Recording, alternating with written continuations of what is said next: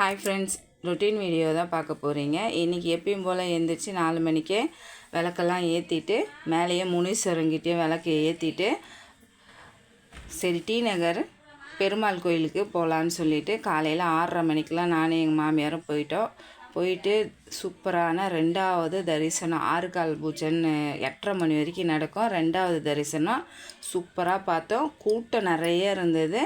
இந்த பூஜை முடிஞ்சோடனே திருப்பி டோரை சாத்திட்டு திருப்பி பூஜை பண்ணுவாங்க. இவங்க தான் எங்கள் மாமியார். நாங்கள் 2 பேர் தான் பஸ்ஸில் தான் போயிருந்தோம். காலையில் டிஃபன் பண்ணலான்னா பழைய கஞ்சி இருந்தது, பசங்களுக்கு கரைச்சி ஒரு கிளாஸ் கொடுத்தாச்சு. அவங்களும் ட்ராயிங் கிளாஸ் கிளம்பிட்டாங்க.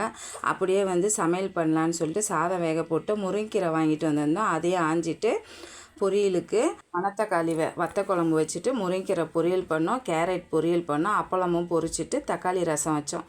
இந்த வீடியோ பிடிச்சிருந்தா கண்டிப்பாக ரெட் கலர் ஹார்ட் கொடுங்க.